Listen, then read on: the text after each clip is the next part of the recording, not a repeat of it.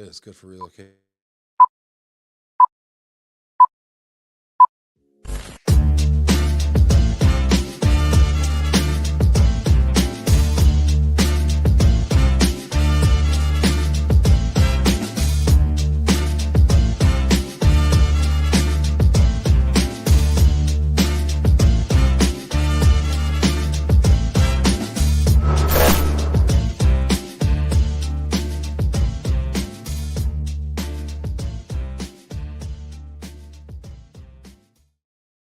Hey everybody, welcome to Love and Relo, the voice of the relocation industry. I am your host, Ben Cross, and I'm so blessed and honored and excited to be here today with my friend, Francisco Solis from CBRE. Francisco, what is going on? How you doing, man? Hey, what's going on? Thank you for the invite. Looking forward to this. It's been a long time coming. We just realized we're so close to each other, and we're just glad we made it work. Dude, your office is right around the corner. Now, you are far away, and I appreciate you being here, but your office is really close, and I gotta be honest, like whenever we have conferences, you are one of the people that I always gravitate towards. I always find myself hanging out with towards the end of the day and just chopping it up with. And it's so cool to have you here in studio live with us and just getting a chance to talk. It's really cool. Well, I appreciate it. My daughter will always say, I just love to talk, and people gravitate to people to talk a lot, right? So it's just one of those things. Yeah, you gotta put yourself out there a little bit. Speaking of which, get in the comments, y'all. Let us know who you are, where you are. Check in with us right now. We got Francisco Solis here right now in studio at the GLOMO HQ, Love and Relo Studios. Hit that like button, get in the comments. We're gonna be talking about immigration. We're gonna be talking about fresh kicks. I might have to hit them with a top 5 freshest kicks, silhouettes of all time, silhouettes and colorways. Ooh, okay. For people that don't know, what are silhouettes and colorways? Yeah, I mean, silhouettes is just the style of the sneaker, right? Whether you like high top, low top, comfort, and then obviously colorway is just the variety of the color selection that you can pick, right?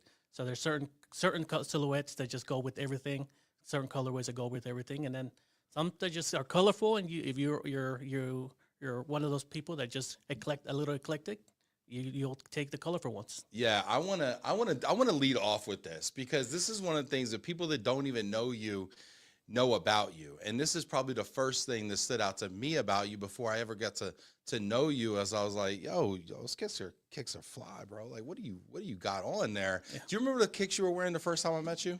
Yeah, Travis Scott fragment lows. Yeah.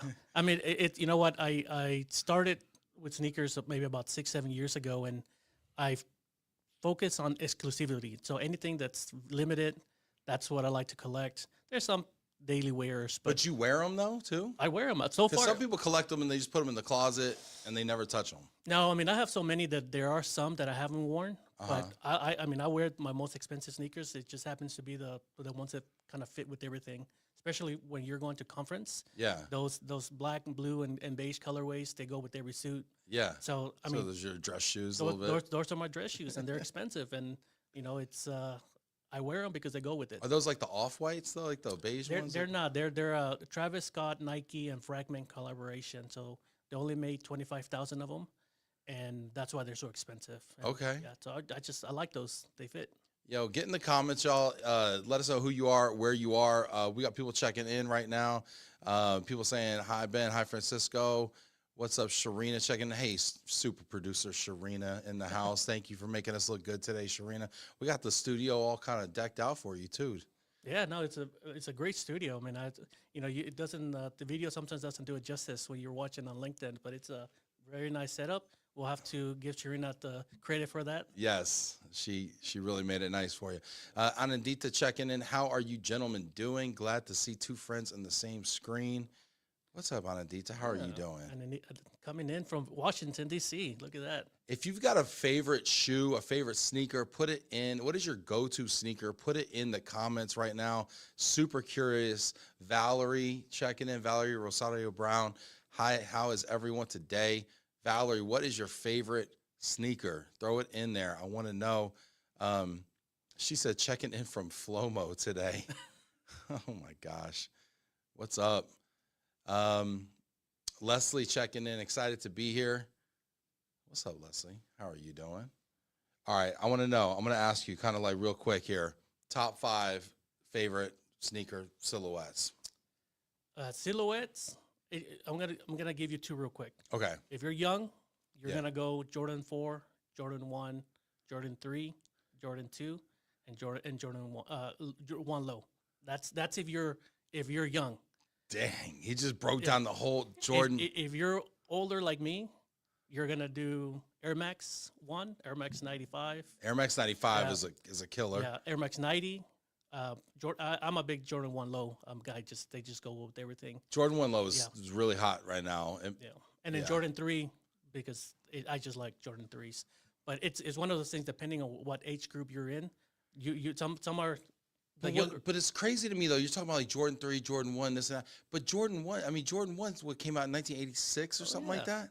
I mean, they just it's the GOAT, right? It's Michael Jordan. Why are they so popular with kids these days? It's the children of children who grew up with Michael Jordan and the sneaker community, right? So Yeah. they're learning from a young age what the sneaker game is. Versus when we were growing up, we're like, okay, well, those are nice sneakers, but they're too expensive for us. We may or may not buy it. But these are children who are probably already affluent parents who Right. can afford it, and they're like, okay, they're starting at a younger age. What is your favorite like inexpensive sneaker? If you're like somebody's watching this like, listen, that sounds great, bro, but I can't go on StockX and drop $400 on something exclusive. Yeah. You know, what can I cop for like $60, $80 and still look kind I of mean, fresh? that $60, $80 is going to be tough, but, 90. Yeah, I guess that's like an old price Yeah, point. yeah. That's what, I'm getting old. I'm showing Yeah, yeah. like I remember a paper was a nickel. Yeah. Like, you know what I mean? That's probably a little Yeah, too. you're looking $100 at, bucks. You're $100 looking bucks. at about $90 to $120. Yeah. Just a very traditional, like standard shoe, Air Force One. Air Force One, white on white, very classic, goes with everything. They're not the most comfortable shoe, but they No, go they're with like, everything. yo, seriously, you're not even lying. White on white Air Force One, super classic. They're like bricks though. Yeah, that's exactly what I was gonna say. Huge break on your foot, but Air Max, man, I keep going with Air Max. There's so many Air Max 90s. They're about 125 retail. Man, they got so many colorways, and there's just so many. Yeah. I can find one with your green jacket right now and pull it up, and Might have to. there's just so many. I love the Air Max 95, but I'll be honest with you, and we got people in the comments here. I see you, Gabby. My Air Max 95 bubbles always popped. Oh yeah, My bubble always popped. Do they still replace those if your bubble pops? oh I don't know. I used to, when I was in high school, my bubble would pop, and I'd write Nike, and then I'd have the white on whites, and then they'd send me we don't have white on whites, so I'll send you the black on black. I was like, all right, fine, send me the that's black on funny. whites. Valerie says that is a throwback. Valerie, what's your favorite sneaker? Gabby, the sneaker love is contagious. Gabby, what is your favorite kicks out there? Yeah, Charlie Morris, watching the snow melt in Lancaster, PA. Charlie, what's up, dude? You got a favorite kick out there? Oh, here, yep. Charlie's the first one getting in the comments. You know what he says? And this might be the best-selling sneaker in the world. Skechers slip-ins. That's true, man. Get too old to bend over to tie them. That's so funny. Leslie says, my go-to sneaker is that Nike Air Max. Yeah, I mean, again, it just depends on you're looking at comfort, right? For conferences, you see a lot of people coming in with their Jordan 1 lows. Is it like becoming more acceptable now to rock sneakers with like a I think so, like man. a jacket? I think the last 3 or 4 years, I think I've seen more and more people wear sneakers on stage. I've seen, you mentioned the Off-White. I went to a conference and there's this guy just rocking this Jordan 1 Off-White, which is like a $4,000 sneaker. And he's just creasing it, jumping around. It's like he doesn't care. But if you're a speaker though too, like, and you're making 30 grand per talk, Yeah. I'm gonna crease these off whites. I don't Yeah, care. that's right. Yeah. Whatever, at me. Yeah. Sharina, favorite sneaker? Producer Sharina over here, putting her on the spot. Your what? Your Sambas? Your those? Is that what you're rocking right now? The Adidas Sambas? Those are like a futsal type sneaker, right? From like back in the. I mean, I would say Sambas are coming back, man. It's almost like the Adidas in the 80s. Everybody's rocking them, all sorts of colorways. Yeah. What is that? Oh, look at you in the comments here. The lately Adidas Sambas there, so fast. What is it about the 80s that is so timeless from a sneakers and a culture standpoint? I think just the color blast. I mean, you go through all sorts of the younger generation now getting exposed to all sorts of colorways in their clothing. And again, you can match up to them. Sometimes it's just the nostalgia of it, right? Again, depending on how you grew up with. Yeah. You know, if you grew up with someone who grew up in the 80s, man, they're all into the, you know, you still remember songs back in the 80s. And, you know, Yeah, I do. I mean, Yeah. even though I was born in 82, yes, I do. I still remember songs from the 80s. Me, early 90s is kind of probably more my core nostalgia period. But, you know, I think about like sneakers like when I was a kid. So I grew up in New York, right? And sneaker culture was really big. You know, I think about like kicks that were like iconic. I mean, the Reebok pumps, right? the Reebok, yep. Like, I think that's honestly a sneaker you don't see enough of. Like the pumps, you know, the Allen Iversons, Iversons, right? yep. I mean, I wasn't like a big Reebok fan, but I'm about to drop a couple Reeboks on you. I remember the Sean Kemps when they came out with the Insta Pumps, Yep. and they looked like zebras. My mom thought they were hideous, and they kind of were. But like they had the Insta Pump thing, and you had like it was like this lime green. You know, when you put the CO2 cartridge in it, Yeah. and you like. And, you, like, and it made you Insta think pump. that you were going to dunk. Yeah, and then you- I was like, "Oh, I'm ready now. pumping I'm ready it now. Like, and then- put me in." And you only lift up 2 inches Yeah. off the ground. Yeah, I get same it. 2 inches Yeah. I had before. Yeah, for real. That one. The Pat Ewings. I don't know if you remember the Patrick I- Ewings with like the massive tongue that did nothing. Well, you know, Deion Sanders is coming up again. His sneakers all over the place. The King Griffey Jr. yeah. 24s. Those are hard to get too. Those are sweet. Yeah, man. Yeah, I don't know. The foam posits. I love composites. Those are uncomfortable. I'm sorry. They're comfortable, but I bought some for my son, and they just didn't fit him. I wasted it. I gotta get rid of them now. But yeah, foam posits were pretty They legit. got the foam posit cleats now. Yeah. Those are hot.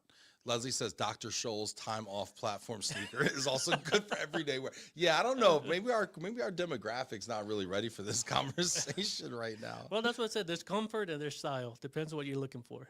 Valerie's all in on the Adidas Sambas also. Daisy's loving the sneaker trend with dress pants and dresses. Yeah. That's cool. Yeah. I kind of want to get like a more dressy, like a dressy sneaker. Is there like something that's like an actual leather, like a brown leather or something I can wear? Yeah, there are a lot of Jordan 1s come in the leather. I wear a pair. It's brown leather, white backing, and like light blue swoosh, and it's matches with my khakis. And Yeah, I love the changing gears here a little bit. Get in the comments, y'all. If you got questions for Francisco, we will get to immigration, but I also want to kind of talk just a little bit about Francisco because, I started this show, Francisco, because I thought the conversations after the conference were always a little bit more interesting than the conversations during the conference. And we've probably connected at 3 conferences where we've hung out afterwards and we just kind of gotten deep and chatted a little bit. And I was like, I got to get you on the show, man. Because I just think your story is so interesting. And, I just wanted to kind of like understand a little bit about kind of like what maybe attracted you to global mobility and kind of a little bit about who Francisco is and like maybe your story a little bit, if you don't mind sharing. Well, it's interesting. Again, we've always touched on around the industry events that people just fall into mobility, right? I think the same is with me. I'm one of 6 children, so I have 5 siblings. I met your sister the other day. You met my sister. That was cool. The way we gravitate, the way we operate is when we find something good, we bring everybody up with us, right? So my sister, happened to fall into a visa company. She was like, "Hey, this is a pretty cool thing to do. Come on over." So I joined her as a courier. I used to go to the embassies and submit the documents back in the day before everything was digitized. I used to submit 200, 300 passports to the embassies. And, it was interesting. It was a job. So you were like a courier. I was a courier. You were just running applications. Just for the visa company. Wow. Right. So, and all of the CIBTs and all of it was the same way. So it's funny because we used to go to the embassies and all of the couriers for those companies, we just had to wait in line. So we became very close friends, friendships, and we just sit there and just talk. And then when it was our turn, we just drop off the packages and pay for it and then go. Did you know what was in the packages? Like, did you have really like context around the importance maybe of like what you were delivering, or was it just a piece of mail to you? It was a checklist, just a basic checklist. Okay, passport, photo, application, supporting documents. It was a checklist at that time, right? So at that time, I would say it was just a job. I enjoyed it because I was good at it. I've always been I always connected with people. Yeah. I always build relationships. I had the consul general for the Indian consulate. He sent me a wedding gift just out of connecting with his staff and building those relationships. Wow. And so it's one of those things that I just build relationships, but that's what I enjoy there. it wasn't until my second job in the visa industry that my boss there, he was like, you know what? I think you should be a little bit more than a courier. Let's bring you into the office, put you as an office manager. That's really where I learned what is a work permit. What does it take to be a work permit? And went beyond just a checklist. It's really understanding what's behind a work permit and what do we need to do, almost as a strategy, right? Yeah. What was surprising about that process, like that transition to you? Man, just the overwhelming pressure, right? You know, as a courier, packages were already ready for me. I just pick up, go, drop off. Super transactional. Transactional. You don't bring it home. You sleep at night. It. Don't matter. You know, once you're in the office, you have to take, you have to get the calls and the emails that, hey, I need this by tomorrow. I need to do this. What do I need to do here? And then it really gets you thinking, like, how can I operate efficiently and then dedicate time to whoever's on the other line in the email or the phone. So that was a pretty good change for me. I will say I've been very fortunate to have really good leaders throughout my career, and unfortunately that's not the same story for many people.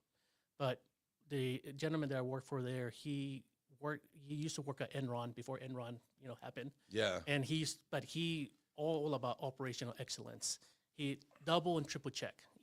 That was his mantra. You double and triple check everything, make sure that everything's tidy, and then you just go for there. And so I just carry that throughout my career, like double and triple check everything, make sure the strategy aligns, make sure that you're keeping the employee experience in top of mind as well. And there's so many variables that sometimes you forget.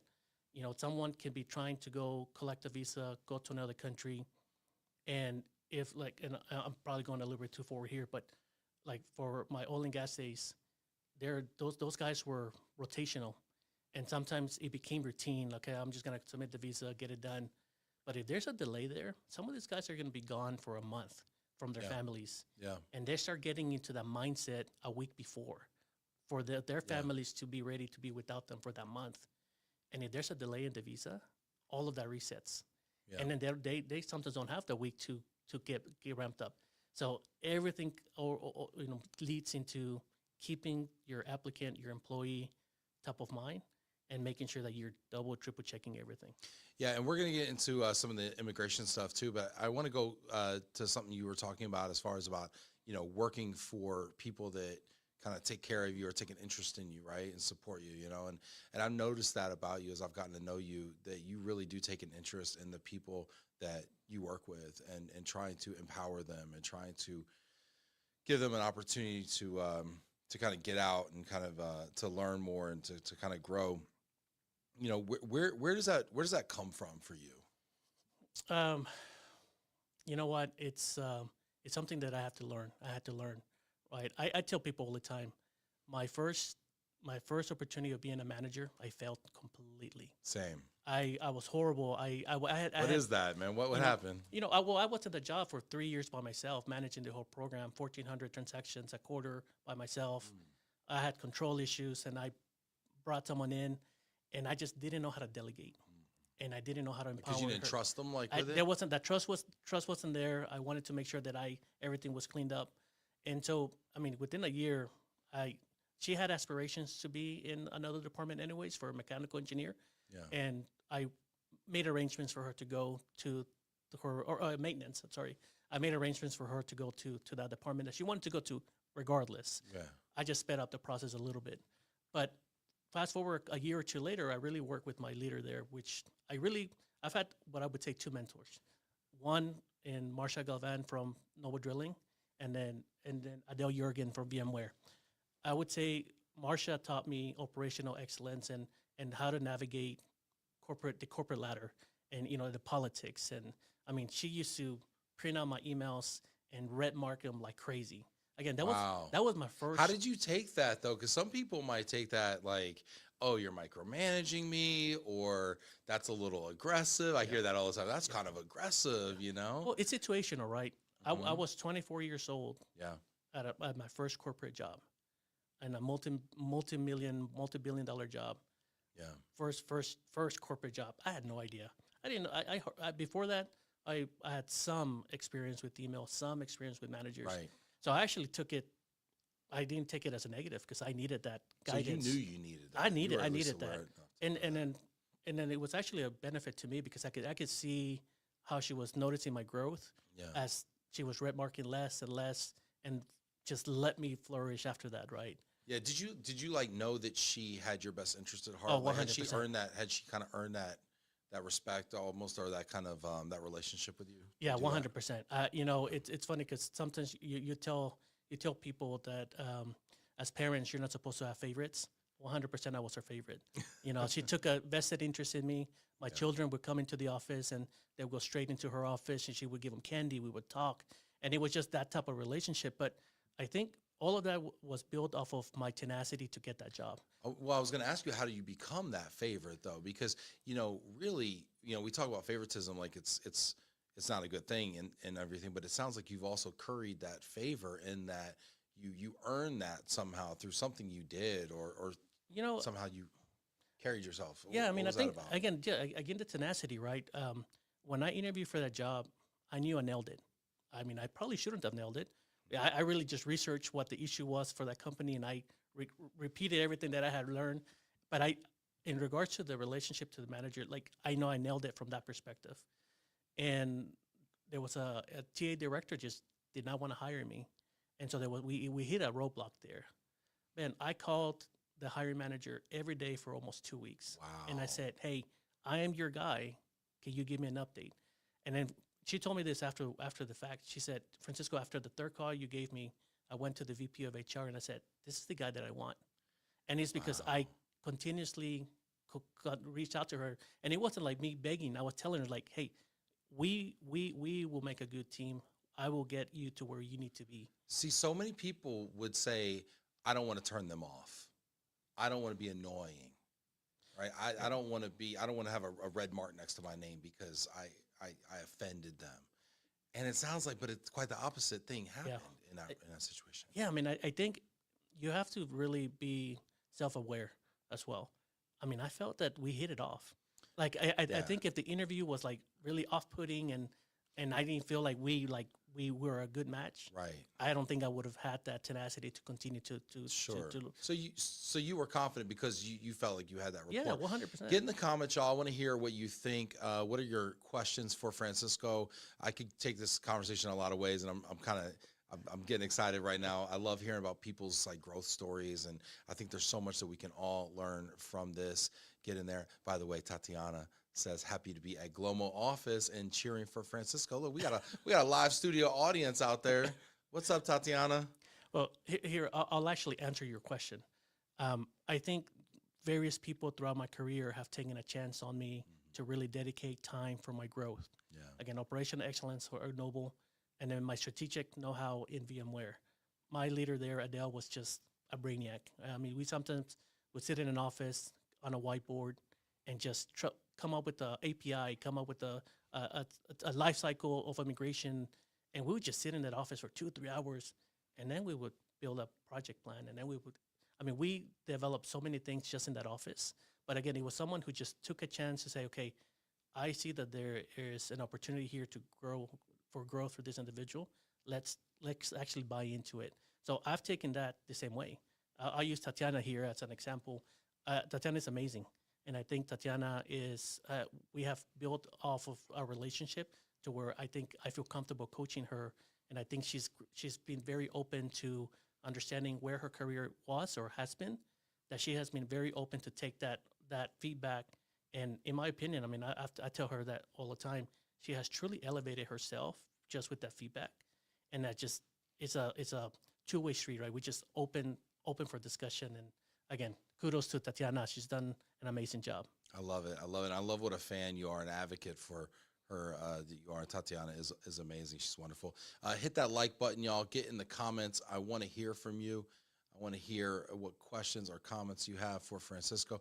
I see Valerie here says, thanks for putting this together. Ben, you are welcome, Valerie.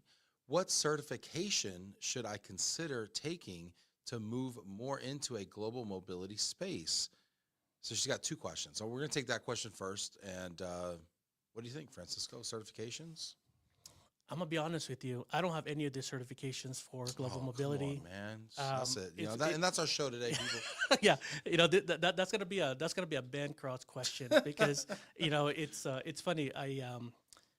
I say that I'm open to coaching and teaching people, using my experience to grow with people, but I have been pushed by many leaders to get more into the traditional global mobility space, and I have always pushed back.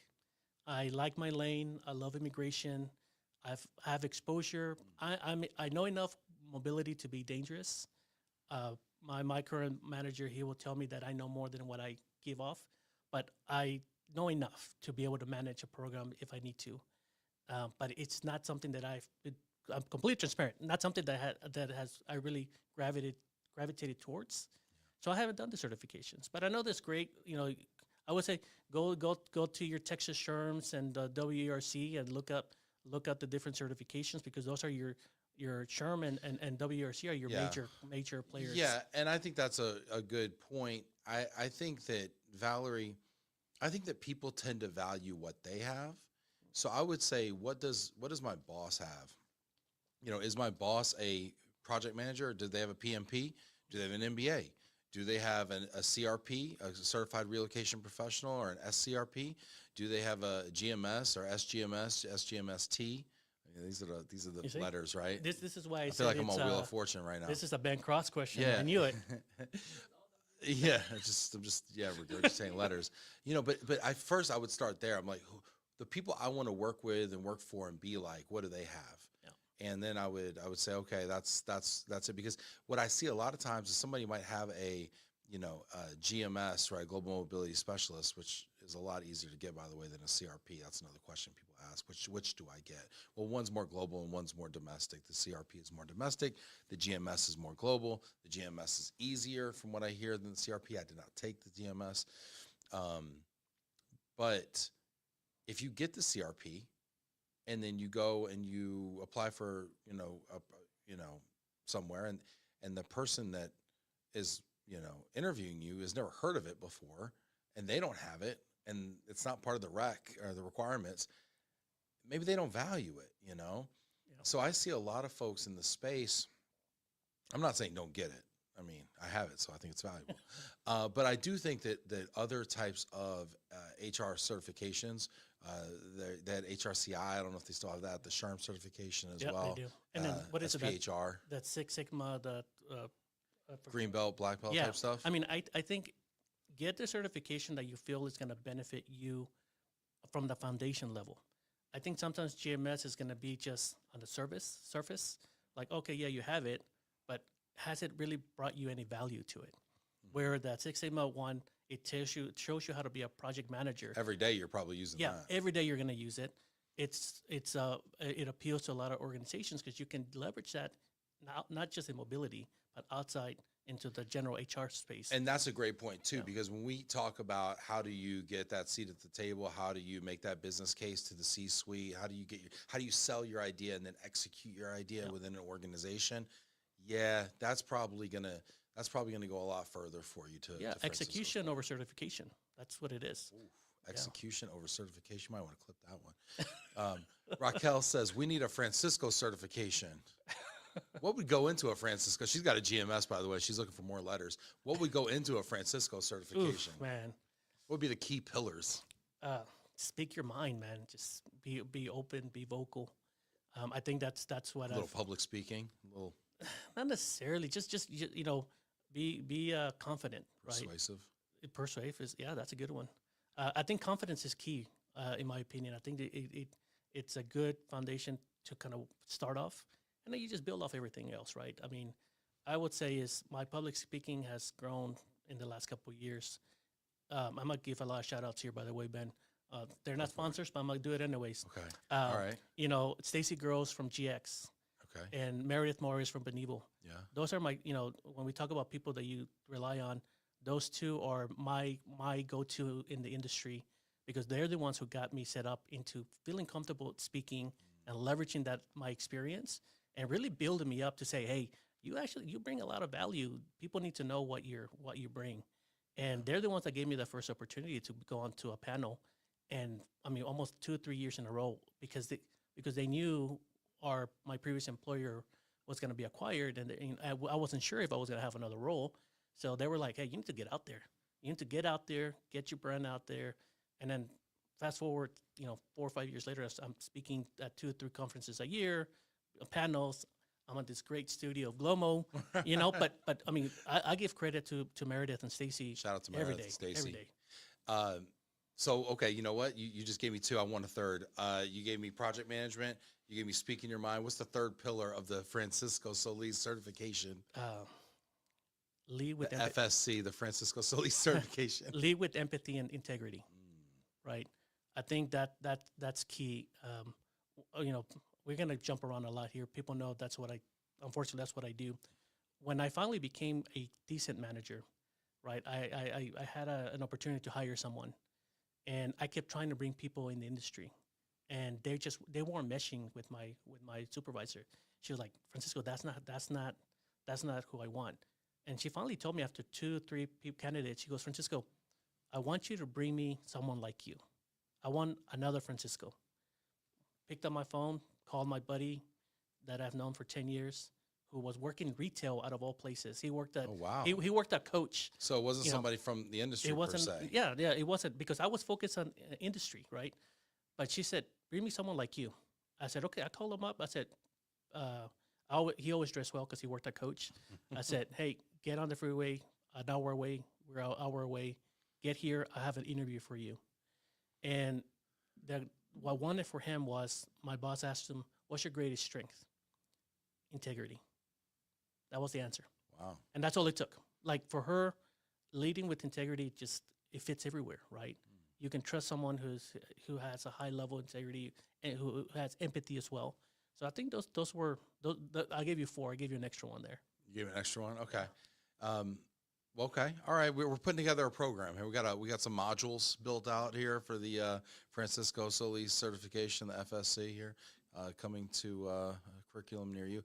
And Andita said, "What an amazing story of focus and tenacity."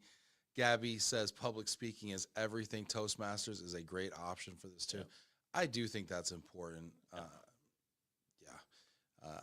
Anandita said, "Look at where all of this support and your focus got you. Congratulations." Well, thank you. And this is a great resource as well. She's been great with all of this uncertainty in immigration. She's been a great resource. Yeah, get in the comments, y'all, if you have questions for Francisco. Tatiana says, "So grateful for your leadership, Francisco." Oh. We'll discuss this in bonus period, Tatiana. It's going to be on your for that. review. It's a good review. Thank you. Nice. Valerie had another question. She says, "How is AI building more efficiency in the space?" I mean, people are scared of AI, right? Of losing their jobs. I think AI Is that real? I think it was last year. I think if you look at the industries, I think people were really concerned, and I think now people are leaning more into, how do I use it on my personal life? How do I use it to clean up my work, or emails, or I think Copilot, you can give you recommendations on PowerPoint. I think it's gonna make your job easier, and it will give you more latitude to be able to, or bandwidth to be able to do more. Now, if you're become stagnant and you're just using AI to just do your job, and you don't take that extra time that the AI has given you to do more, AI is gonna take your job. But if you're finding efficiencies with AI, and then you're looking at, okay, now that I have additional bandwidth because of those efficiencies, what else can I do? What else can I sink my teeth into that I can bring value to the organization that says, hey, AI sped things up. Now I have time to focus on the next big thing. Yeah, this is really interesting, Valerie. What a great question. I think it's a question that's on a lot of people's mind right now. I actually kind of got into a little bit of trouble recently for a post that I did about automating, and something saying to the effect that, if you're quick in your business to automate the business, to automate people out of the business, you might find yourself without business or people.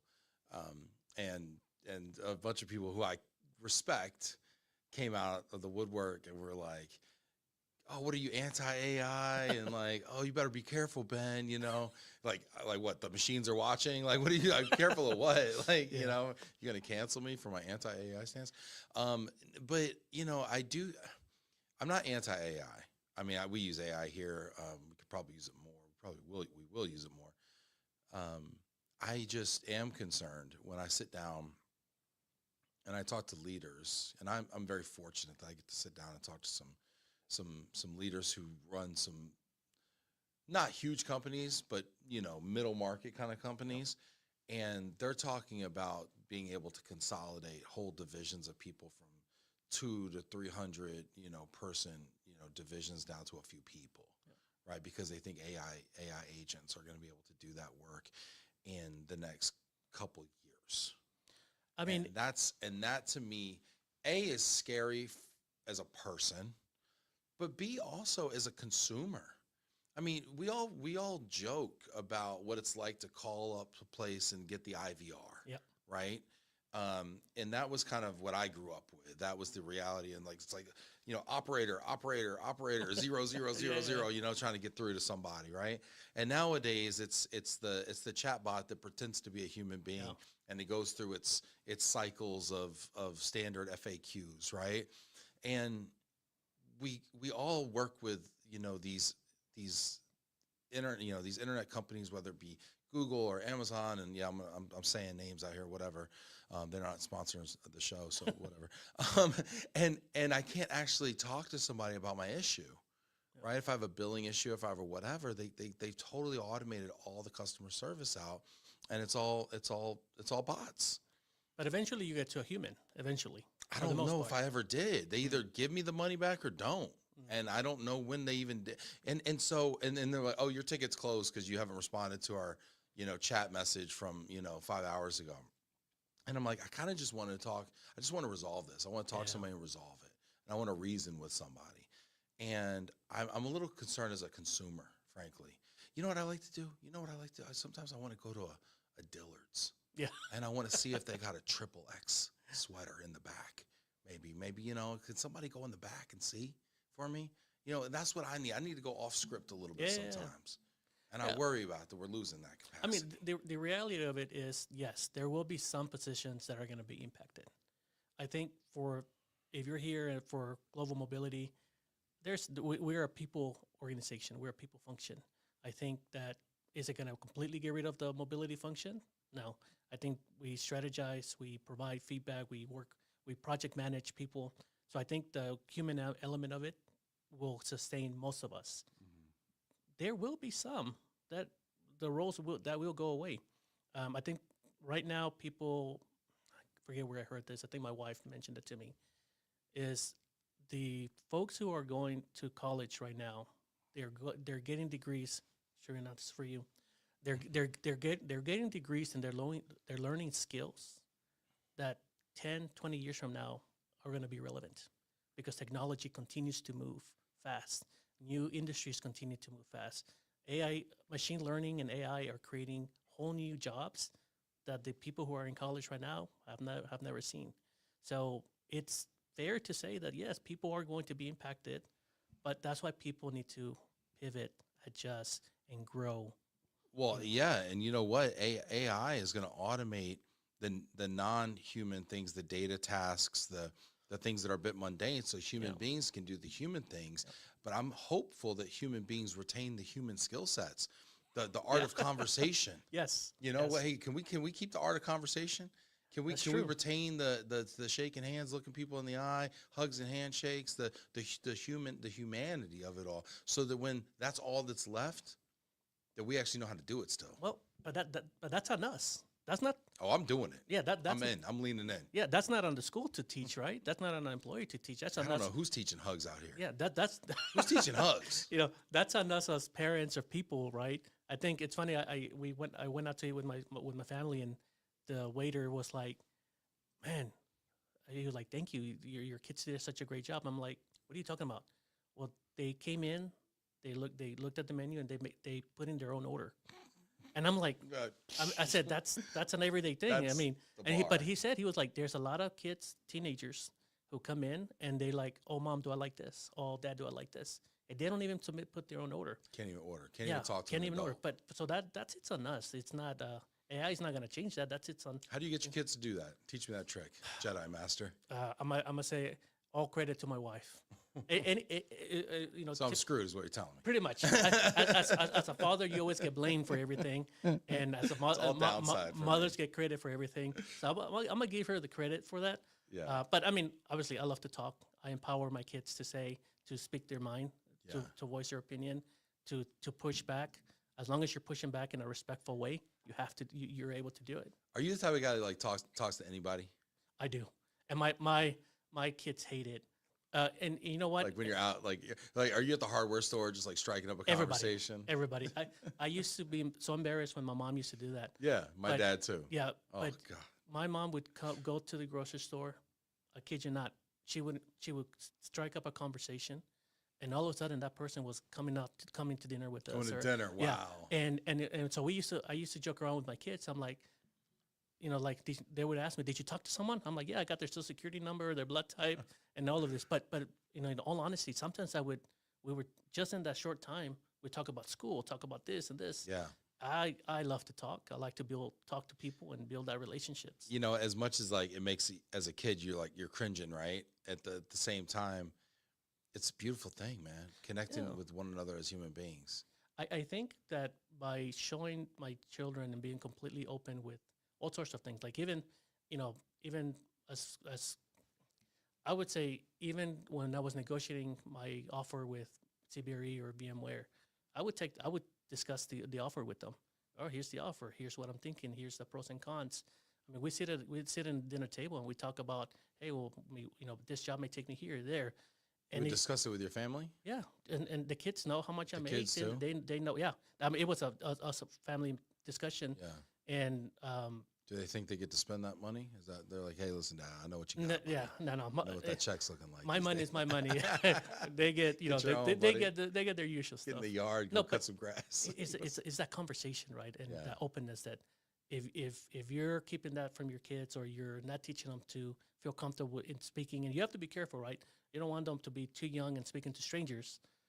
But Bro, I was at HEB, man. We're checking out, and my son asked the cashier how much she makes. I'm like, bro, like, stop. She's like, are you like? She's like, yeah. How much do you make? 7 years old. I'm like, what are you in the market? What are you trying to like? Why are you asking her? Why are you asking? What are you? Well- Well, I'm just curious. Dad. I'm like, it's not appropriate. at that age, it's still cute. Yeah, You can't be at border. 13 It's year- borderline. Yeah. Borderline. You can't be a He had a 13-year-old lot of asking eye- like, how much did you make? He had a lot of eye contact. Yeah, Honestly, yeah. it was kind of intense. It was like, it's like, listen, she don't want to talk to you. Derek's in the comments here. He said, we are creating a culture where the human can have life balance back and be compensated on additional productivity from the AI assistants, using AI, empowering the human worker. Yeah, like I said, what are you doing with that extra time that the efficiencies are bringing? That's gonna be key. If your productivity remains the same, even though the systems are quicker, then that's a you problem. Yeah, super interesting. I want to ask you about immigration. I'd be remiss if I didn't. What's going on, man? What's on your mind right now from an immigration standpoint? I mean, I think we are at a low right now on employment-based immigration, right? Yeah. I think it's H1B season. The attorneys are super busy. Wait, you said at a low or at a lull? Low, meaning Low, it's there hasn't been a proclamation in a month. What, it's been Yeah. it's been a week since we had a change. Yeah. Isn't that crazy how that's like, oh, we're in a lull? Yeah, right I mean that's now? what it is, right? You know, now That's the crazy. attorneys, and Aditya will probably say something differently because they're dealing with the visa number bulletin progressing significant. That all the time you're getting emails from your visa population saying, "Hey, I'm current. I can get my green card now. What are you doing about it?" H-1B cap season is in full effect right now, so the attorneys are having a hard time. I think for organizations who are have a good process in place and a good relationship with your providers, it's at a low. Ours we are being reactive with all of the proclamations and all of these changes. So I think we're comfortable right now, but it's on the other side, right? On the non-employment based immigration that's all over the place, all over the news.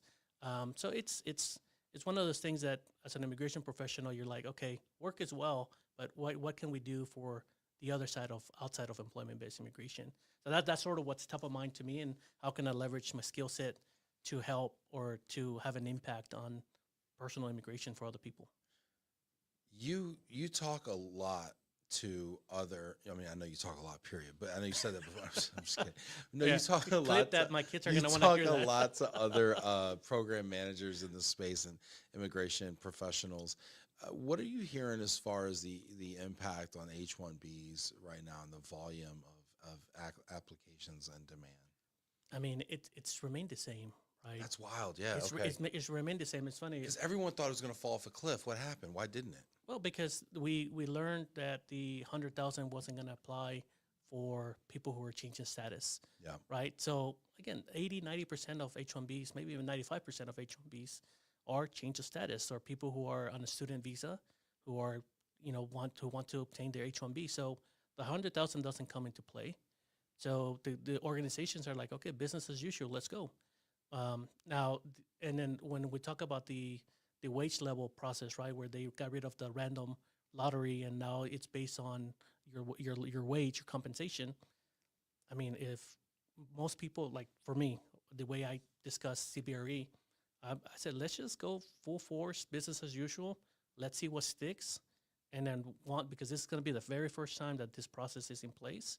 Let's see what sticks, and then we'll adjust for next year's cap, and we can come up with a strategy. It's hard to strategize on something that we have no data around. Yeah, it reminds me of that saying, we don't want to negotiate against ourselves. Correct. We don't kind of really know what we're up against, right? Yeah, but I think going back to the people aspect of it, where the volume has remained the same, the questions have increased. What wage level am I going to be submitted? What SOC code am I going to be submitted? Does the 100,000 really apply for me? So we've taken it. We've been very transparent with our population. We host webinars, we host town halls, all sorts of like open dialogue conversations with them, and just inform them. So we are seeing an increase in volume and questions, but the actual number of cases has pretty much remained the same. Now, is that something that you host, the company hosts, or is that something that like providers are hosting, or? So both. So when it comes to the actual visa population, we partner with our provider just so they can have an open dialogue and quite level questions, but we don't allow them to ask specific personal questions, right, for private Sure. privacy.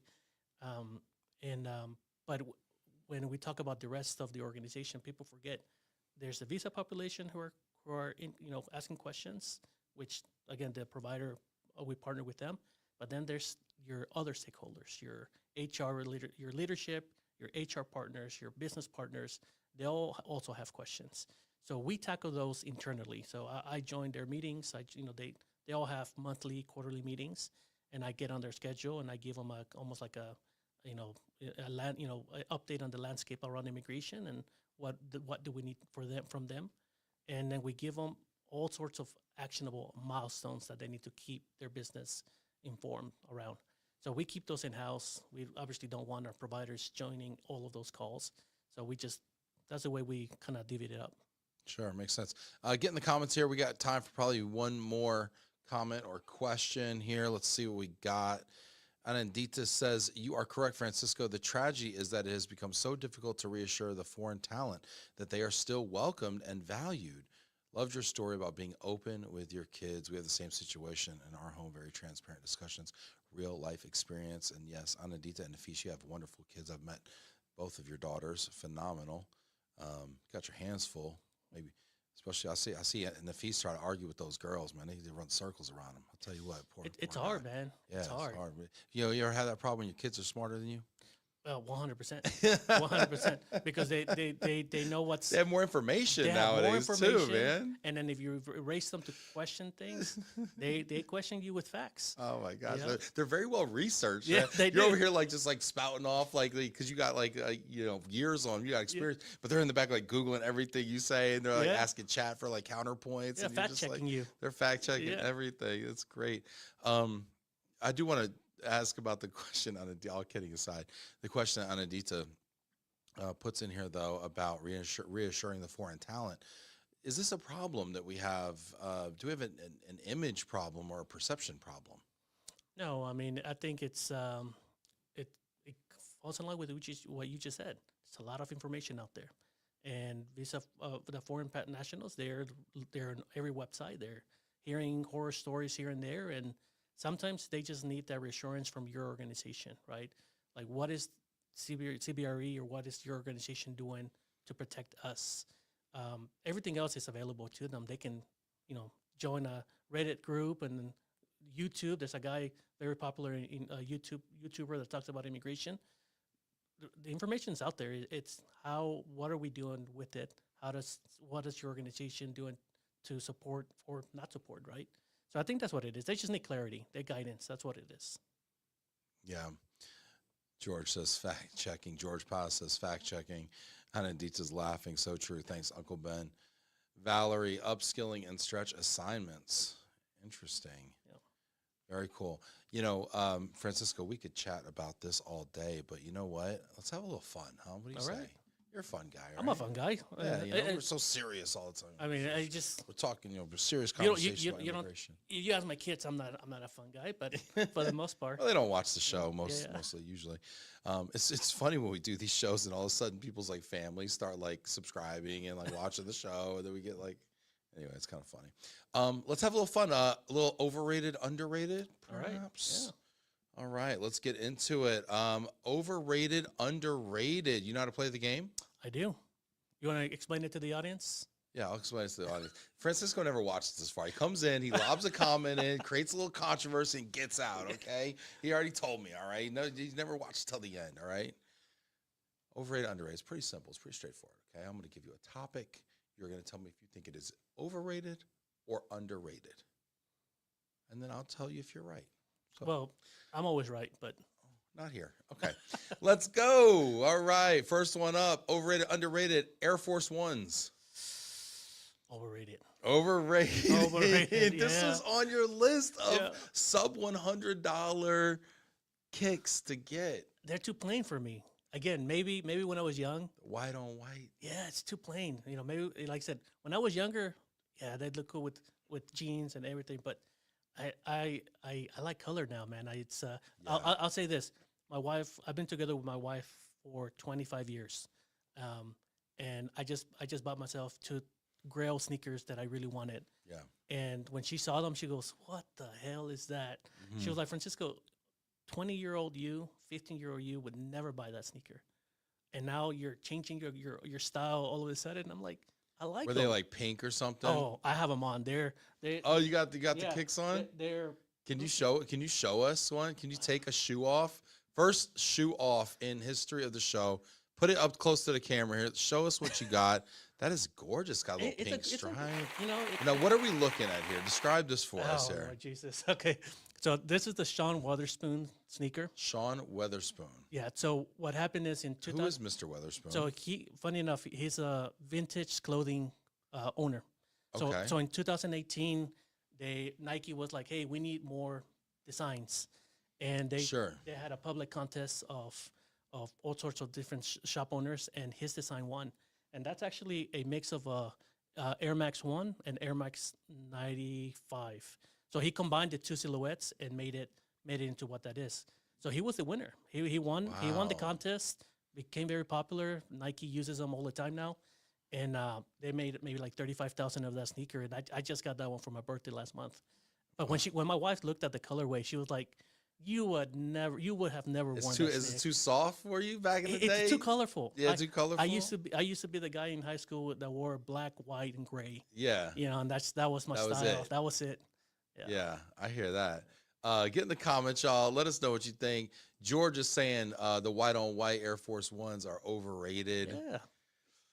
Oh, they're so classic. They're classic though, and they do go with everything. And they're relatively cheap. Stephanie Towns is peeping the kicks. Look at that Nike shoe. Yes, this is great. Erica Licon says, "Will this be the first of the series of Batman and Superman of immigration and global mobility?" Look, it's the first time that you have a guest take off his shoe. So, it is, and I'm regretting it. you it's haven't a small room. You haven't ran away, so I think that's a good thing. I love it, man. I love it. Yeah, overrated, underrated. Oh man, the white on whites are so hard though. I love them so much, but man, they're so uncomfortable. Yeah. I get the weirdest like blisters on like when I wear them, and I can't you can't hoop in them. You can't even No. like they're not even comfortable, And they're heavy. You're and walking they're around heavy, yeah. and they're like dump Yeah. and like you know what I like to do with them? I like to paint them. Yes. Amazing Oh, canvases. you have those GLOMO. I got the GLOMO. Yeah, that's I right. got the GLOMO Air Force ones. Shout out to my friends at USI Law that hooked me up with the Connect on those out of DC. I painted my own as well at home. Yeah. You know, technically to do them properly, you're supposed to strip them first and then paint them and then seal them. I might have skipped a step, but yeah, man. Yeah, they're overrated. Yeah. Let me tell you, I was ahead of the trend when I was in high school with my wife and I think we were 17 or 18. We had our Air Force Ones with the airbrushed. Yeah. And mine was, I used to go by Cisco. So I had Cisco on mine, and she had Nessa on hers. And it was the blue, it's a very similar colorway as GLOMO. Yeah. And I mean, that was when I was 16, 17 years old. Wow. We had those, and then we had the whole shirts and How all long that. you been with your wife? 25 years. Wow. 25 When did y'all get years. together? 2001 Wow. in high school. I always tell her, we always joke, it said it was my birthday gift because I met her on my birthday. And Wow. I tell her, Every day's been your birthday. ooh, Lord Jesus, yeah. Lord Jesus. Jesus. But Praise the But Lord. what's funny, we tell our kids all the time because she was in an after school dance club, where they do like and I just happened to be, I don't remember why I was after school. I think it was You were hanging around doing the wrong thing. I think probably you weren't in the chess club. You were hanging around doing something 100% I wasn't. But I happened to walk by, and of course, 16-year-old. I'm like, dance club. oh, in there's there. a bunch of Hey, girls there. Let yo. me go in there. Hey. And then I pretended I knew how to dance, and then that was it. What was it like? A little salsa? Yeah, it was salsa cumbia. Salsa Yeah. cumbia, a little Yeah. bachata. Hey, And yo. it's funny because she grabbed me. She said, "If you're gonna be in here, you're gonna dance." Yeah, they probably needed a guy. They They needed did. probably a couple leads. You probably They got did. passed around that day. Yeah. Hey, now, Charlie Morris says, when I was in high school, we wore Keds. Shout out, Charlie. Love you, Charlie. You know what? This show's for everybody. All right, you got 1 point so far, and we are running late here. Overrated, underrated, next one up. Moving abroad for a job. I think it's underrated.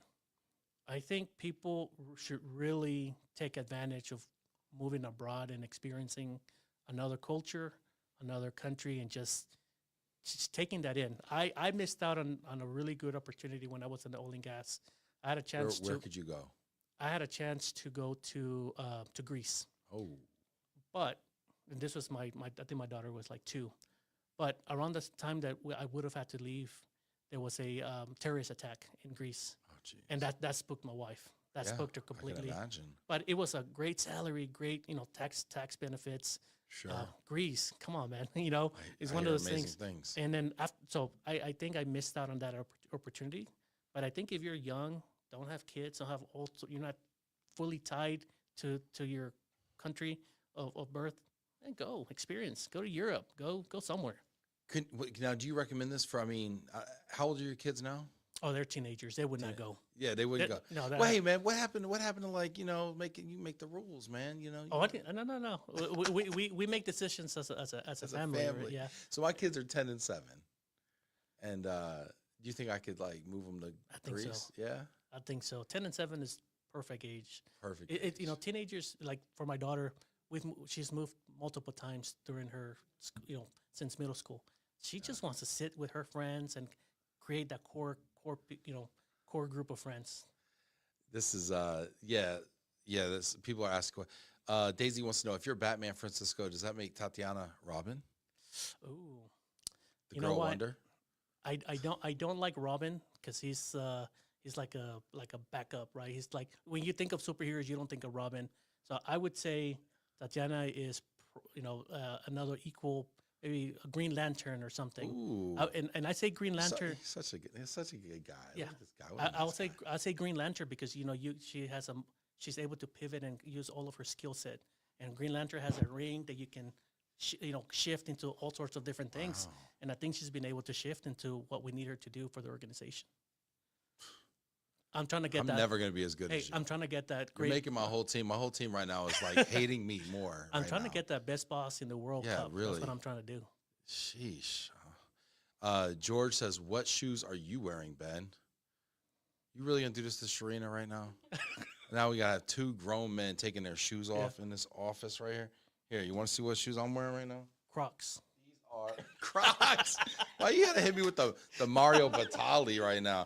These are shoes. These are grown man shoes. Okay, these are Allen Edmond black cap toe serious business shoes. Okay, thank you very much. There you go. Okay, it's probably been resold like 2 or 3 times. Hey, but That's a shoe right there. you know what? It's you've gotten it to the fit of your shoe. It's a shoe. So you have to get it resold.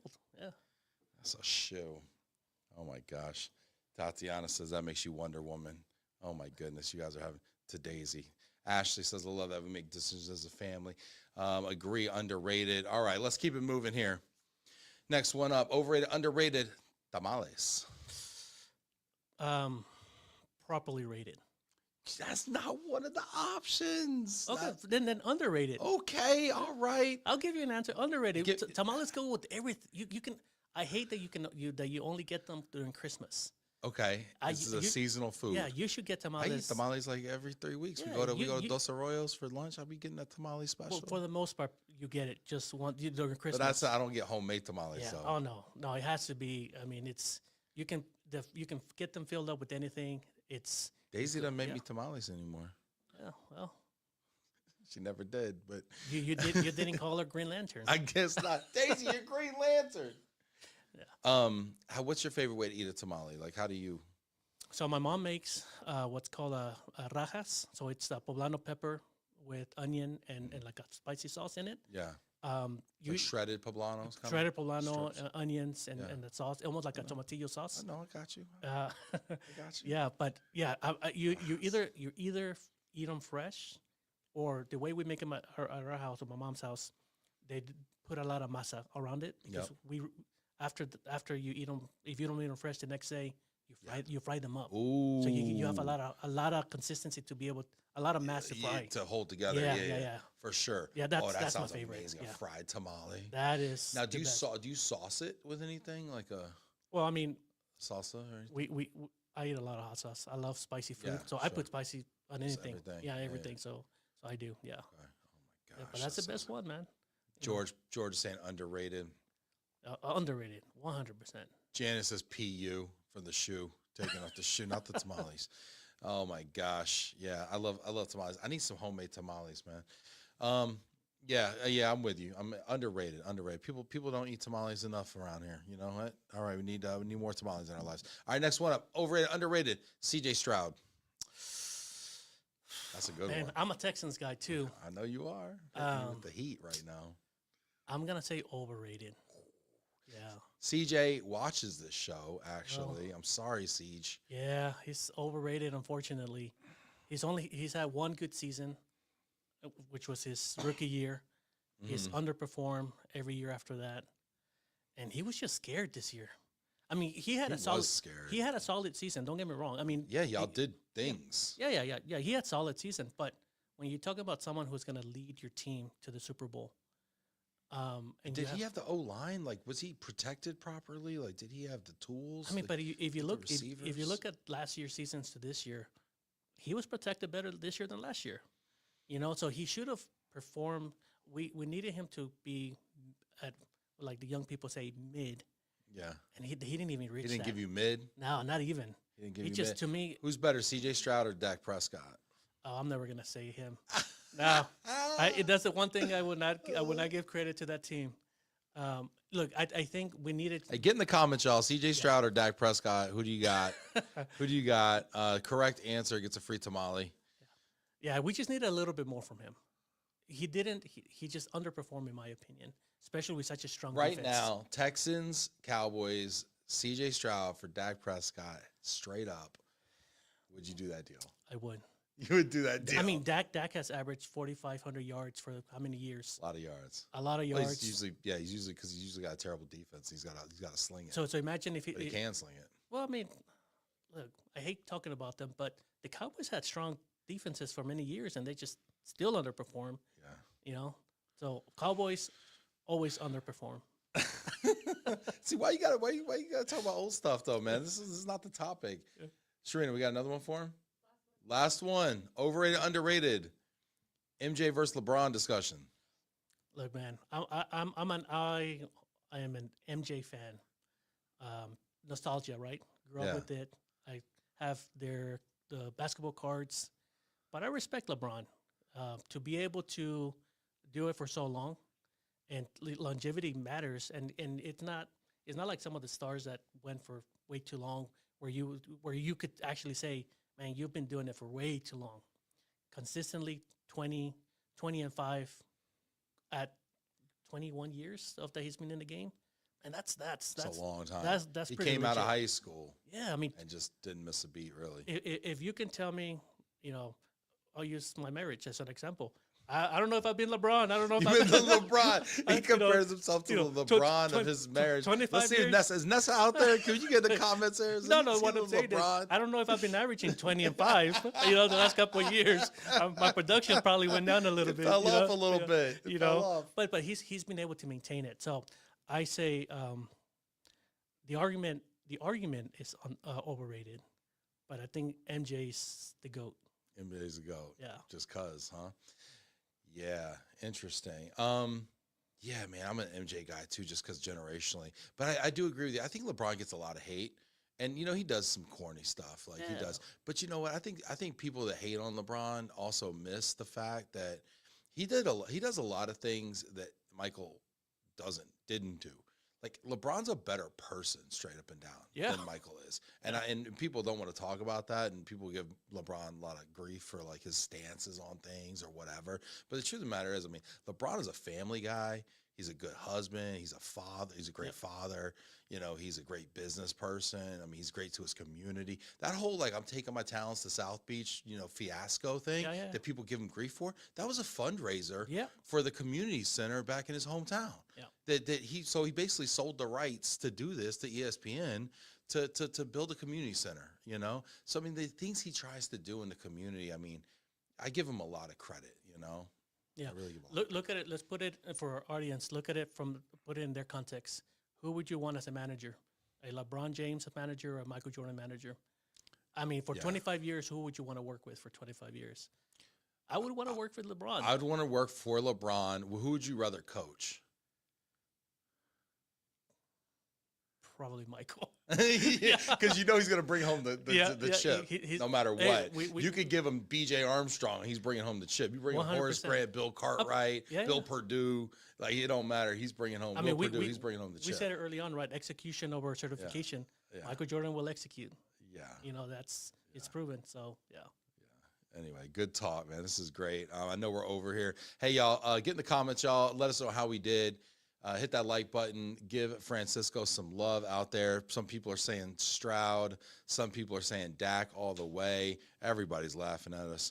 That's awesome, y'all. Appreciate you. We wouldn't have a show without y'all. I really appreciate you. Tomorrow we got Jasani Courtney on, which I'm really excited about. He's coming all the way. Shout out for Jasani. I'll say I was the opening act, and he's the headliner. So he's pretty legit. So make sure if you're here, come back tomorrow. Yeah, come back tomorrow, y'all, for real. And Francisco, thanks so much for being here, man. I appreciate it. It was fun. That hour went quick. Yeah, we did 68 minutes, bro. And my kids are gonna laugh because they're gonna say, "Of course you went over. Of course you did." So appreciate y'all. See you tomorrow. Take care, everybody.